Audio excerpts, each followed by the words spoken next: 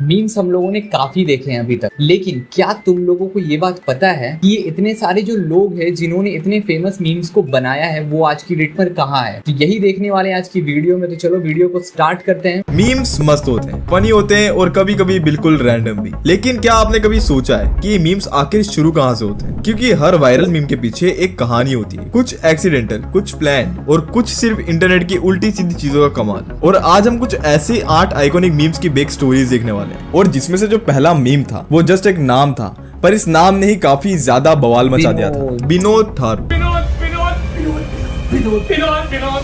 विनोद कौन है बे? Vinod stop it. Who is Vinod? Well ये मीम इतना ज्यादा पॉपुलर था कि लोग सिर्फ एक नाम के चक्कर में, इंडिया ही नहीं पूरे इंटरनेशनली लोग एंड क्रिएटर्स भी परेशान थे। ऑडियंस सबकी लाइव चैट में जाकर के विनोद स्पैम करने लग गई थी। कोई पिक्चर हो या कोई स्टीम या कोई सा भी प्लेटफॉर्म क्यों ना हो, हर जगह पर लोग सिर्फ विनोद ही स्पैम कर रहे थे। पर आखिर ये सब शुरू कहाँ से हुआ था? वेल इन सब की शुरुआत हुई थी आज से 4 साल पहले, जहाँ पर स्ले पॉइंट ने एक वीडियो बनाया था जिसका टाइटल था why Indian comment section is garbage. और तब लोगों के सामने आया ये कमेंट, विनोद थारू। बस विनोद।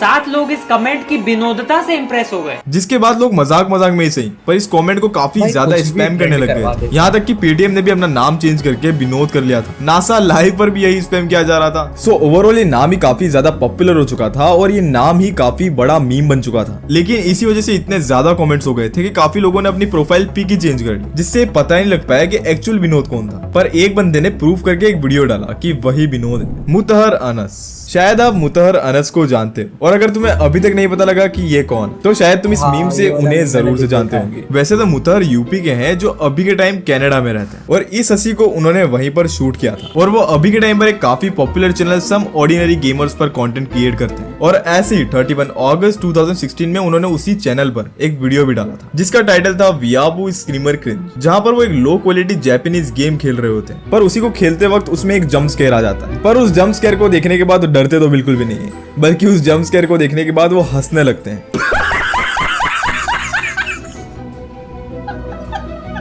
उस वीडियो को लोगों ने देखा हो या फिर नहीं, पर उस वीडियो को आज के टाइम पर 8 साल से भी ज्यादा हो चुके हैं, और आज के टाइम पर उस पर 3.2 मिलियन से भी ज्यादा व्यूज। पर ये कभी भी एक मीम नहीं बनता अगर बिग फ्लोपा जो एक मीम पेज यूजर है वो अपने इंस्टा पर इस लाफ को यूज नहीं करता। उस पोस्ट पर 88,100 व्यूज आए और यहाँ तक कि 10,700 लाइक्स आए, और वो काफी ज्यादा वायरल हो गए, और जिस कारण मुतहर भी वायरल हो गए। और फिर उसके बाद उन्होंने खुद भी उसके ऊपर रिएक्ट किया और एक वीडियो पोस्ट किया, I have the best laugh on TikTok. और साथ में आज भी ये मीम काफी ज्यादा पॉपुलर है, और साथ में मुतहर भी अपने चैनल पर काफी एक्टिवली कंटेंट बनाते हैं और साथ में लोगों को एंटरटेन करते हैं। Disaster girl. वेल इस लड़की का मीम तुम सभी लोगों ने जरूर से देखा होगा, जिसका एक्चुअल नाम है जोई रोज। और इस मीम की शुरुआत हुई थी 2005 में, जब जोई 5 साल की थी। उनके घर से 2 ब्लॉक दूर घर में आग लगी हुई थी, जिसको देखने के लिए जोई के साथ उसकी पूरी फैमिली वहां पर पहुंच गई, वो भी अपने एक नए कैमरा के साथ। पर वहां जाकर के उन्हें पता लगता है कि वो आग सिर्फ फायर फाइटिंग टेस्ट के लिए लगाई गई थी। और फिर होता क्या है, सब लोग चिल हो जाते हैं और उसी मोमेंट्स को कैप्चर करने लग गए, जहाँ पर जोई के पापा ने उसकी फोटो कैप्चर करने के लिए उसे स्माइल करने को बोला, और फिर ये मीम बन गई। पर इस मीम को वायरल होने में 3 साल लगे। 2008 में जेपीजी मैगजीन में छपने के बाद जोई वायरल हुई। लोग उसके इमेज को अलग अलग तरीके से यूज करने लग गए, कोई भी गलत इवेंट के साथ उसके इमेज को यूज किया जाने लगा। लेकिन उस समय के बाद आज जोई कुछ ऐसी दिखती है, जहाँ वो नॉर्थ कैरोलिना के एक रेस्टोरेंट में काम करती है, और यहाँ तक कि उसे बहुत सारी अपॉर्चुनिटीज भी मिलती है कई सारे इवेंट्स में जाने के लिए।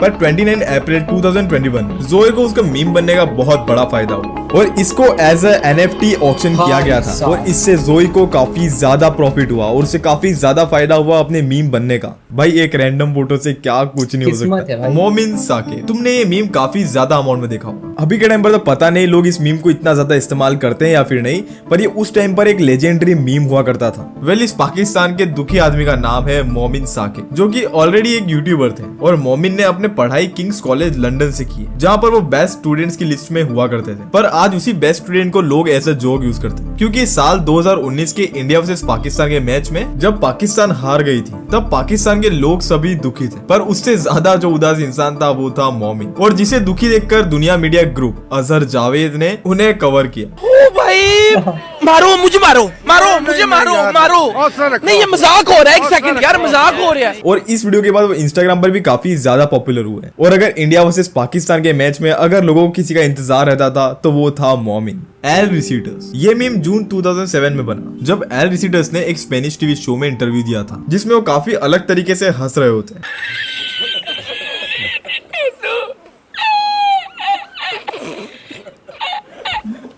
और उस इंटरव्यू में उनका अलग तरीके से हंसना लोगों को इतना पसंद आया कि सिर्फ उस इंटरव्यू के 5 दिनों के बाद उसकी एक क्लिप किसी ने कट करके अपने चैनल पर अपलोड कर दी और जो सीधा वायरल हो गई। सितंबर 2020 में एल रिसीडर्स को डायबिटीज की वजह से हॉस्पिटल में एडमिट करना पड़ा जिसमें उनका लेफ्ट लेग एम्प्यूटेट कर दिया गया, मतलब कि उनके लेफ्ट लेग को काट दिया गया। और इसी अनफॉर्चुनेट सिचुएशन में एक फ्रेंच वीडियो फोरम ने 14,000 यूरोज रेज की ताकि एल रिसीटर्स एक इलेक्ट्रिक स्कूटर और व्हील चेयर ले सके। लेकिन सिर्फ 6 महीने बाद उनकी तबियत फिर से बिगड़ने लगी और 28 अप्रैल 2021 को एल रिसीटर्स का इलनेस रिलेटेड कॉम्प्लिकेशंस की वजह से देहांत हो गया। पर उनका इंटरनेट पर छोड़ा गया लेगेसी हमेशा जिंदा रहेगा। वो मोमेंट, हर जोक या कोई भी पंच लाइन के बाद इस मीम का यूज तो किया जाता ही है, पर ये मीम निकल कर आया था एक वीडियो जो कि 25 मई 2011 में यूट्यूब पर अपलोड किया गया था जिसमें क्रिएटर मिस्टर डिशॉन रो एके सुपर हॉट फायर ने द रैप बैटल नाम से एक वीडियो पोस्ट किया था। वैसे तो एक्चुअल में रैप बैटल ही थी पर इसमें सिर्फ 3-4 पंच लाइन्स मारी गई थी। डिशॉन रो अपने राइवल को अपने एक्स के नंबर देने की बात करता है, फिर उसने अपने राइवल को एक नोट देता है और उसके बाद वो ये बोलता है साइक, That's the wrong number.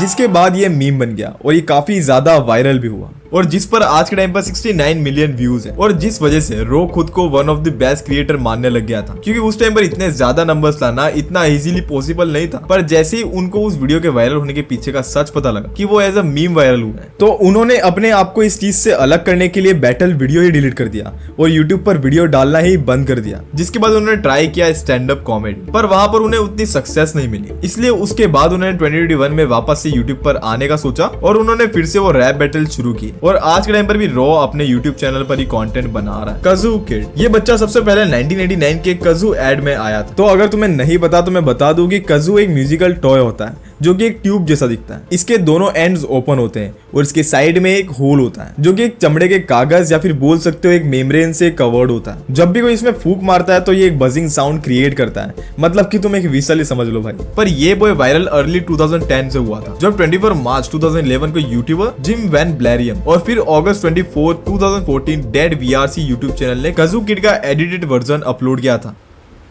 Wait a minute. Who are you?